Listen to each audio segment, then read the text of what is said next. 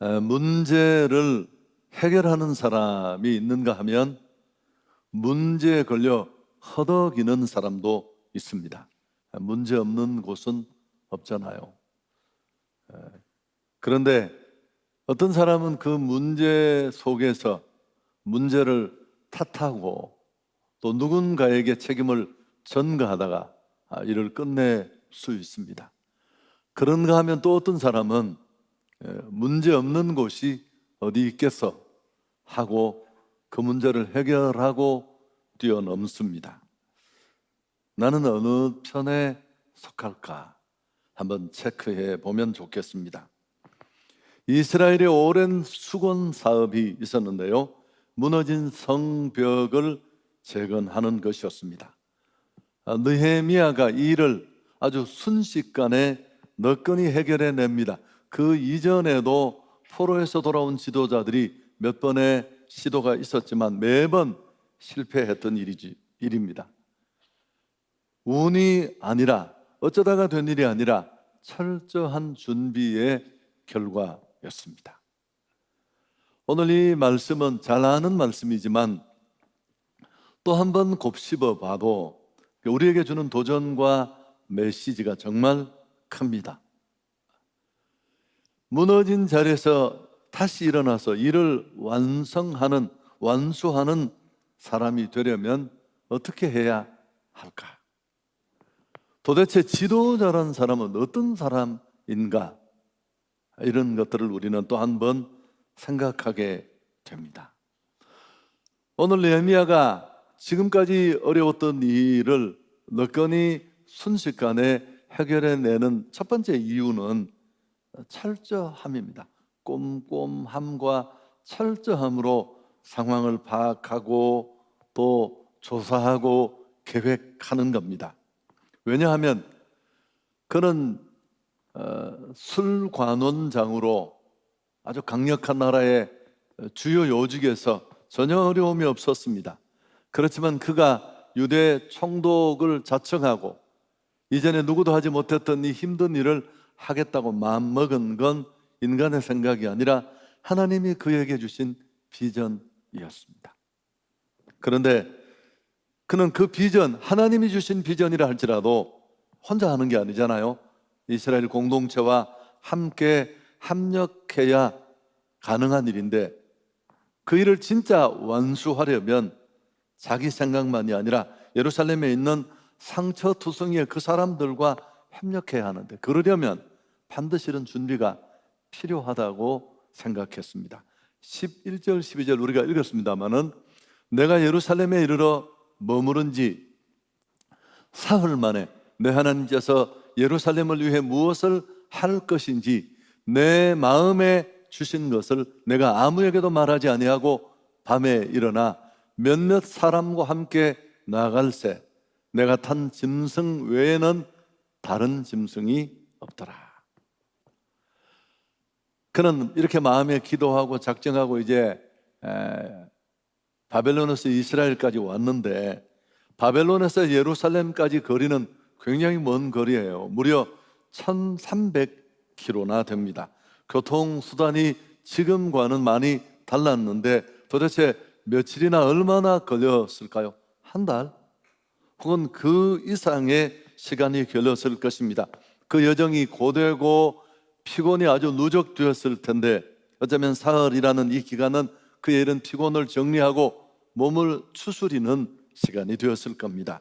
그러나 또 한편으로 이 시간은 생각하고 기도하고 그곳의 사람들과 좀 꼭 필요한 인맥도 만들고 친분을 쌓고 이런 준비의 시간이었을 것입니다. 그런 다음 그는 직면한 이 문제를 해결하기 위해서 좀 더 정확하게 상황을 파악할 필요가 있어서 성벽을 주의 깊게 조사합니다. 한밤중에 측근 몇 명만 데리고 나귀를 끌고 그 성 전체를 돌아봅니다. 쓸데없는 잡음이나 오해를 미리 방지하려는 이유였습니다. 형제 하나니를 통해 그는 이미 이 소식을 전해 들었잖아요. 성벽 공사가 이제 2차로 굉장히 많이 진행이 되어서 이제 성문만 달고 곧 완성을 눈앞에 두었는데 주변의 이를 반대하는 자들이 황제에게 거짓 항소를 올리고 군대를 보내서 완공을 눈앞에 두고 있는 이 성벽이 다 다시 허물어지고 뜯겨버린 이런 비통한 소식이죠. 그런데 형제 하나님을 통해 전해 들은 소식이 아니라 자기 눈으로 직접 봐야 했습니다. 여러분, 귀로 듣는 것과 눈으로 보는 것은 천지 차이죠. 용이 주도함이 곳곳에 번득입니다.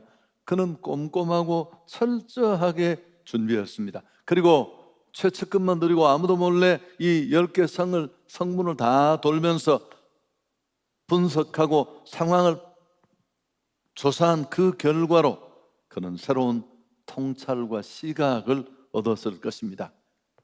이 간단하지 않은 오랜 수건의 문제를 어떻게 해결해야 할지에 대한 대안도 얻었을 것입니다. 여러분, 3장에 보면 그 긴 구간을 나누어서 분담하고 협력하는 이런 효과적인 계획이 아마 이때 수립되었을 것입니다. 이 순서를 보면 참 우리가 곱씹을 게 많은데요, 우리가 어떤 일을 이루기를 원한다면 첫 번째로 중요한 건 하나님의 감동이에요. 감동. 돈이 있느냐 없느냐, 형편이 되느냐 안 되느냐, 그건 말장난이에요. 무게감이 있고 비중 있는 일일수록 더욱 그렇습니다. 하나님이 이걸 원하시느냐, 이게 우리가 정말 고민해야 될 문제죠. 그러나 하나님이 우리가 이걸 원한다라고 생각하면 이제 그건 큰 문제가 되지 않는데, 또 한 가지가 있습니다. 하나님의 뜻이라고 우리를 통해 이루시려는 비전이라는 확신이 있더라도 이런 철저한 계획이 뒤따르지 않는다면 공수포가 될 수 있습니다. 계획도 준비도 주도 면밀함도 없이 무턱대고 튀어나가는 이런 실패하기 십상입니다. 그런 일이 주변에 너무너무 많아요. 적당히가 아니라 아주 주도 면밀하게 꼼꼼하게. 이제 이런 은밀한 조사를 마친 후에 실행 가능한 계획을 세웠습니다. 그리고 이제 상처투성이에 아무것도 할 수 없는 불신으로 가득한 그 이스라엘 공동체를 만나서 설득합니다. 자기가 왜 여기까지 왔는지 그 이유를 밝힙니다. 자, 17절에 보시면 여러분, 정말 중요한 단어가 제일 앞에 후회라는 단어예요. 그가 하나님의 비전을 가지고 자기 헌신을 하고 여기까지 왔지만, 이 일은 누구나 거부할 수 없는 당위성이 있는 수건 사업이지만 꼼꼼하게 준비를 마친 이후에 상황 파악된 걸 가지고 비로소 그는 공동체 앞에 나타났습니다. 내가 왜 여기까지 왔는지, 페르시아에 있어야 될 사람이 그 술관원이라는 자리를 내려놓고 왜 여기 왔는지를 설명합니다. 후에 그들에게 이르기를, 우리가 당한 곤경은 너희도 보고 있는 바라. 예루살렘이 황폐하고 성문이 불탔으니 자, 예루살렘 성을 건축하여 다시 수치를 당하지 말자. 오늘 우리가 이 치욕스러운 상황에, 이 비참한 상황에 던져진 것 다 알지 않느냐? 이게 나라 꼴이냐? 누가 공격해도 무방비 상태인 이런 이 암담한 현실, 비참한 상황, 이런 것들을 주목하라고 말합니다.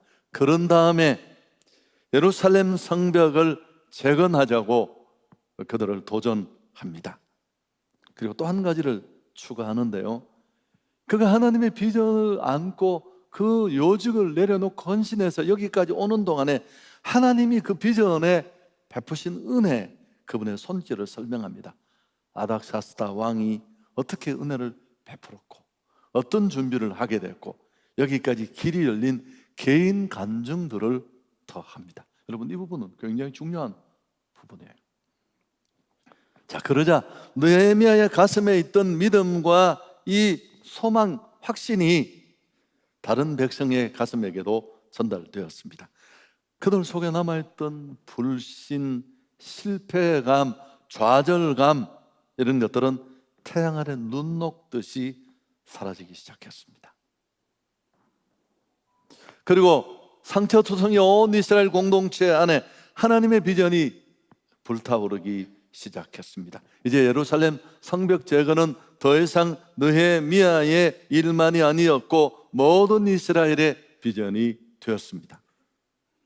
그리고 느헤미야가 촉구하고 도전을 하자 백성들의 부정적인 감정이 긍정적으로 다 바뀌고 희망으로 넘쳐났습니다.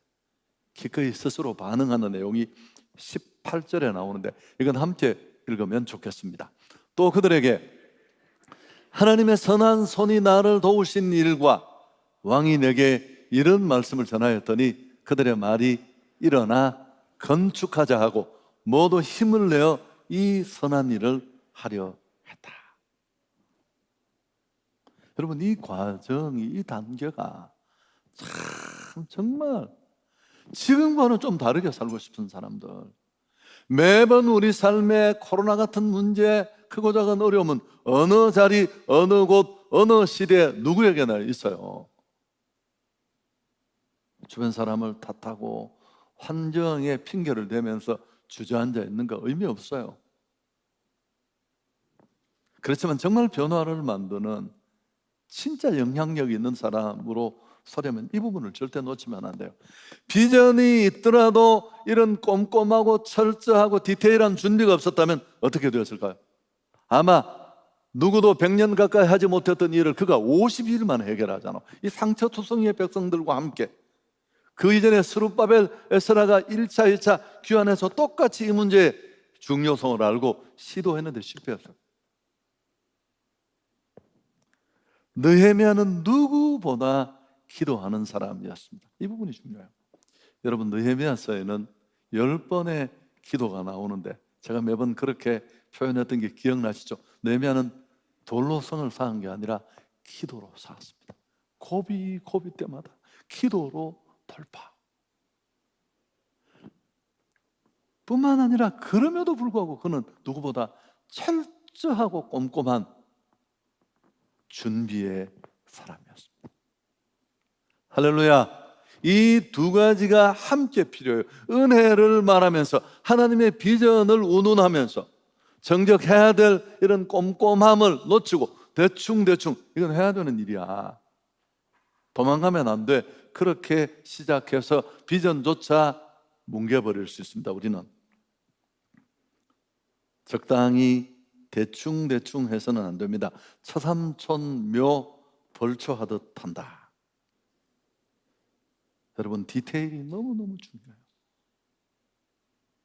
대충이 얼마나 우리에게 독이 되는지를 우리는 잘 몰라요. 이게 아주 몸에 딱 장착된 경우가 많습니다. 본인은 적당히 하는 게 아니에요. 평생을 그렇게 살았습니다. 내게는 너무 자연스럽고 익숙한 일인데 아무 일도 해낼 수 없습니다. 그렇지만 오늘 느헤미야 같은 사람으로 이렇게 꼼꼼하게 잘 철저하게 준비되면 반드시 정상에 섭니다. 직행하는 열차에 그는 탑승하고요, 이 기차에서 좀채 하차하지 않아요. 어쩌다가 된 일이 아니라 저절로 된 일이 아니기 때문에 대충 하지 않는 이 치밀함은, 이런 사람은 한번 일을 시작하면 꼼꼼하고 신중한 태도로 빈틈없이 일을 해냅니다. 그들 사전에 무턱대고란 없습니다. 저도 면밀한 사고로 좀처럼 실수를 저지르지 않습니다. 어떤 곳, 어떤 상황에 던져져도 항상 맡은 일을 척척 해냅니다. 치밀함은 정상에 선 사람들이 갖추고 있는 기본적인 덕목 중에 하나예요. 주변을 돌아보면 이런 치밀함의 중요성을 깨닫지 못하고 대충 적당히 하는 사람들로 넘쳐납니다. 좀 대충 해. 여러분, 이 말은 정말 사라져야 될 말이에요. 열심을 내 혼을 담고 몰입하는 사람 옆에 가서 적당히 해, 그냥. 여러분, 대충은 독입니다.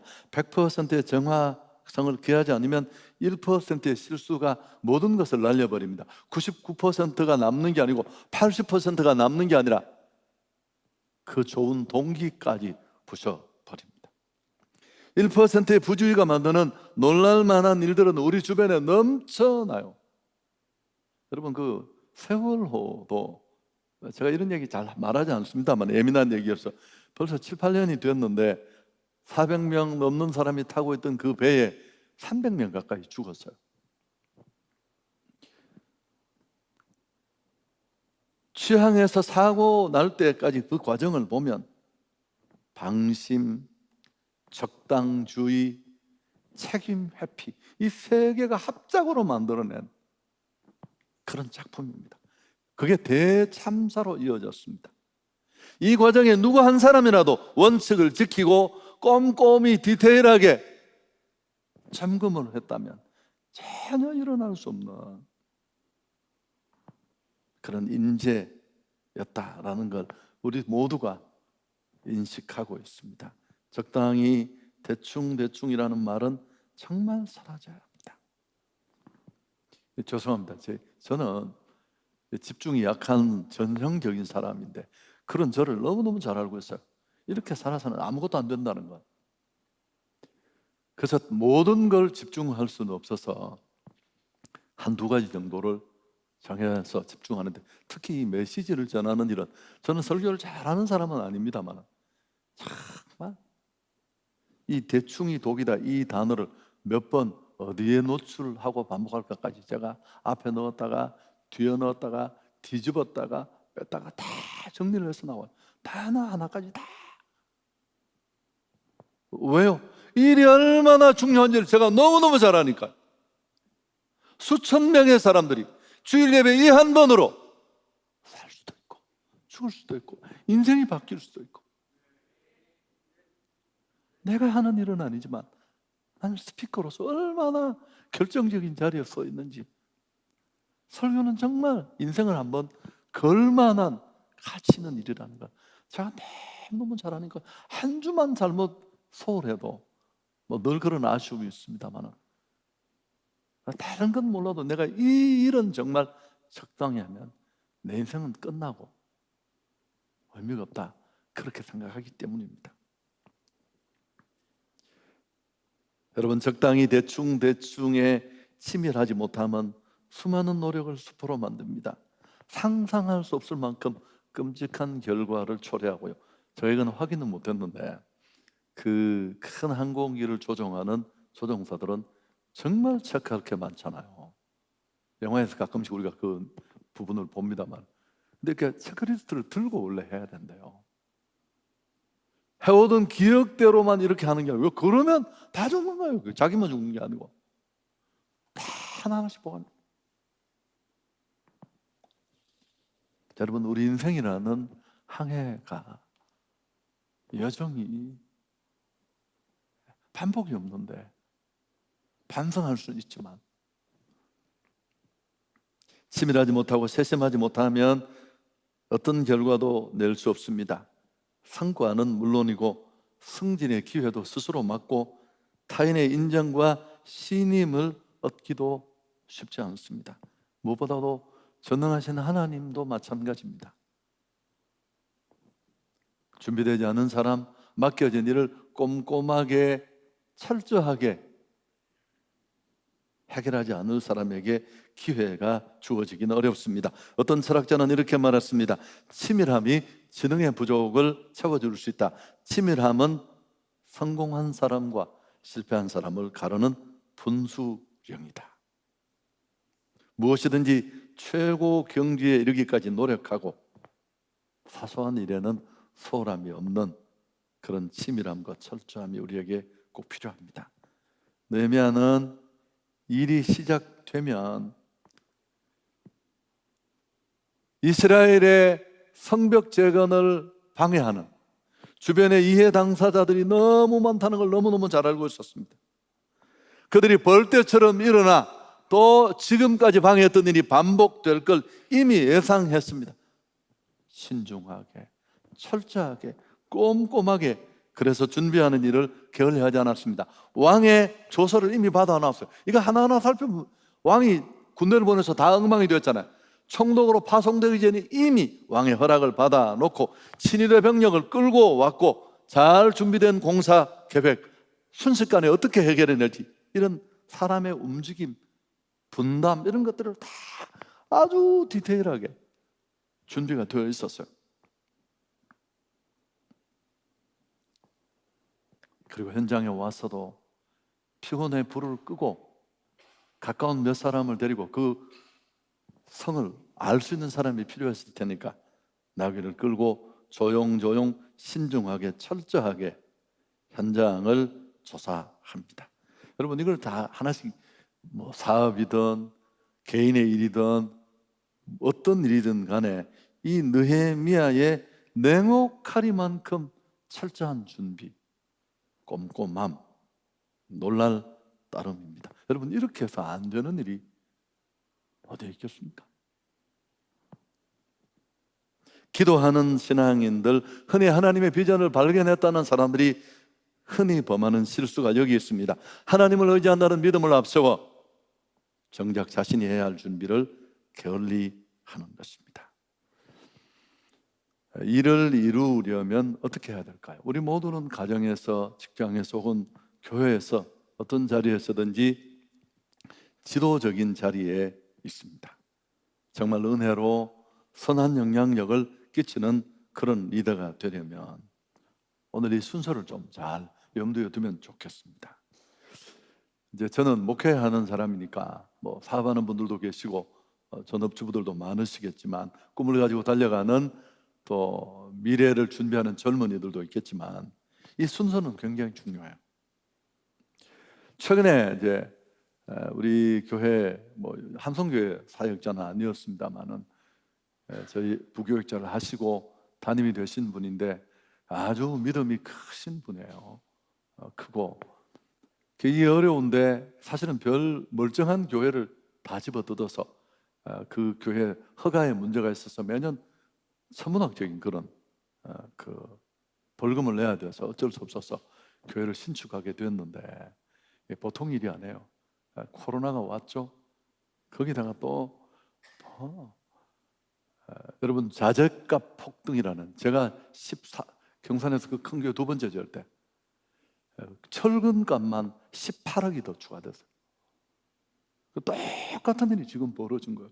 할 수 있는 상황이 전혀 아니고 내가 봐도 오바예요. 내 친구는 분명한 비전을 가지고,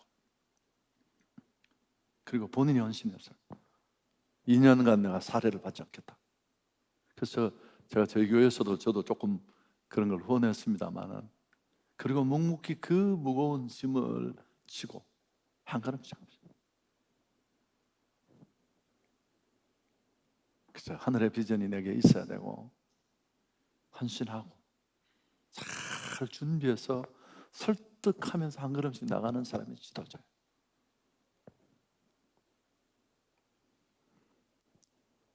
이 순서가 너무 중요한 것 같아요. 만일 이런 부분을 소홀히 하고 뛰어들면 어렵습니다. 고비가 참 많은데 52일 만에 이 일을 이루어낼 수 있었던 이유도 여기에 있습니다. 환경 탓하고 헌신하기 싫어하는 사람들하고는 어렵다 핑계하면 되면서 도망가면 안 되죠. 설교 정리하겠습니다. 대충 하는 건 정말 독입니다. 가장 큰 피해는 공동체도 피해가 받고 그가 리더하는 그룹도 어려움이 있겠지만 자기에게 가장 큰 피해가 있어요. 서서히 코너로 몰리고 사라지게 될 테니까요. 가장 큰 피해자는 자신입니다. 자, 그럼 설교를 이렇게 마칠 수 없잖아요. 왜 우리 안에 이런 적당주의가 만연해 있을까요? 수십 년 전에 페리오가 그렇게 떨어지고 또 사고가 있었고 앞으로도 이런 일은 또 일어날 거예요. 세계적으로도 마찬가지지만 특히 우리나라가 심하잖아요. 이런 적당주의. 아니 누가 힘을 내고 하는데 적당히 해. 나보고도 그렇게 많은 사람. 목사님 천천히 적당히 하시죠. 그게 나를 위하는 말이 되겠습니까? 그게 사람 힘 빼는 말이지. 지 죽고 나 죽자는 거지. 그럼 왜 우리 안에는 이런 적당주의가 팽배하고 만연했을까? 제가 곰곰이 첫 번째 이 적당주의가 자리하는 것이 생각입니다. 생각. 적당히 하겠다는 생각. 실력이 아니고요. 또 누군가는 이 일의 중요성을 정말 알고 인생을 걸겠다는 생각. 적당주의가 시작하는 자리가 생각이에요. 여러분, 인생은 생각 따라가는 거 아시죠? 근데 기독교는 생각을 바꾸는 중이에요. 오늘 예배를 통해 우리 안에 이런 적당주의가 물려갈 수 있기를 바랍니다. 그리고 누구 보고도 이런 얘기 하지 마세요. 고민하는 사람에게는 야, 적당히 해. 걱정하는 사람에게는 그렇게 말해도 될 것 같아요. 2차 세계대전 중반에 미국 공군은 공수부대가 사용하는 이 낙하산의 안정성을 높이기 위해서 제조업체들에게 좀 더 나은 철저한 품질 보증을 요청했습니다. 이에 제조업체는 부단히 노력을 해서 불량률을 1%대로 낮추었습니다. 그리고는 업체 담당자는 이거 제로로 만드는 건 기적이 없고는 불가능하다. 얼핏 보면 1%는 뭐 나쁘지 않아요. 그러나 미 공군의 입장에서 보면 낙하산을 믿고 뛰어내리던 공수대원의 10명 중에 한 사람이 낙하산 불량으로 죽을 수 있다는 생명이 걸린 문제니까 쉽게 양보할 수가 없어서 안 된다. 불량률 0%를 실현해달라. 아무리 협상을 하고 얘기를 해도 의견이 좁혀지지 않았습니다. 그러자 미 공군은 양보할 수 없다면서 한 가지 품질 검사 방법을 제안했어요. 그게 뭐냐 하면 낙하산을 만들어서 이제 보내주면 그 중에 몇 개를 임의로 뽑아서 그 업체 담당자와 직원이 직접 메고 뛰어내리게 하는 거죠. 이거 재미있는 부분인데 아무도 웃지도 않아요. 그럼 너희들이 먼저 그걸 메고 뛰어내려라. 머지않아 기적이 일어났습니다. 일이 있고 난 다음에 일이 얼마나 생명이 걸리는 심각한 일인 줄을 알고 새로운 사람을 채용하고 신기술을 도입하고 비상한 노력을 해서 0%의 불량률을 가질 수 있었다면, 여러분, 이런 생각이 필요합니다. 이 적당히요? 얼마나 독인 줄 알고 준비되지 않은 낙하산을 메고 내가 뛰어내리면 죽는다는 이런 생각으로. 그래서 이제 팁은 모든 일을 이렇게 하면 사람이 미치고 못 살 것 같아요. 저의 뇌 용량으로는 개인의 얘기입니다만. 그래서 모든 게 아니라 집중. 우리가 음식도 그러잖아. 다이어트하고 좋은 음식을 먹지만 그럼 인생이 너무너무 재미없잖아요. 맨날 풀만 다 먹고. 가끔씩은, 정말 가끔씩일지는 모르지만 행복을 위하여 먹을 수 있는 그런 날이 있는 것처럼 쉬운 일을 신중하고 철저하게 처리하면 사실은 어려운 일을 피할 수 있습니다. 치밀함은 오류를 줄이는 최고의 방법이고 내 자아와 꿈을 이루는 첩경이고 지름길입니다. 그래서 우리는 꾸준히 길러야 돼요. 왜 기른다는 표현을 하느냐 하면 이게 태도로 굳어 있을 가능성이 대단히 높아요. 적당히 하는 사람은 뭐든지 적당히 해야 되죠. 방청소 하는 거 보면 물걸레를 지가 타고 다녀요. 그게 청소가 되겠습니까? 누가 안 해본 사람이 있나요? 꼼꼼하게 들여다보면서 저는 죄송합니다. 재미로 만약 청소를 안 하면 우리는 얼마 전에 제가 걸레를 들고 딱 나섰더니만 제 아내가 청소를 안 한다는 이런 얘기 안 해요. 그래서 무릎을 꿇고 반바지 입고 얼마나 돼요? 이 무릎이 오른쪽에 다 까졌어요. 연고를 붙이고. 그래서 뭐 그게 청소 한 번에만 국한되는 일이 아니잖아요. 국한되는 일이. 그래서 그 치밀함이 내 삶의 습관이 되고 삶의 태도가 될 수 있도록, 그러려면 시간을 두고 꾸준히 노력해야 됩니다. 메모하고 포스트잇 붙이고 확인하고 또 점검하고 또 점검하고. 그래서 근해 꼬임의 법칙을 아시죠? 한 번 잘못 만들어져서 비틀린 건 한 번만에 풀리는 게 아니라 다시 반대로, 또다시 반대로. 이 꼬임을 제자리로 돌리기 위해서는 그 횟수 가까이만큼 철저한 반복이 필요해요. 표정이 왜 이렇게 어두우세요? 할렐루야. 여러분, 우리 어떤 환경에 던져진 것 중요하지 않습니다. 무슨 일을 하느냐도 그렇게 중요하지 않고요, 우리가 어떤 삶의 태도로 그 일을 하느냐가 너무너무 중요합니다. 행축은 생명을 살리는 일인데 우리 한번 꼼꼼하게 잘 준비해서 영혼도 살리고 우리 삶도 그렇게 살았으면 좋겠습니다. 좋으신 하나님께 영광을 돌리겠습니다.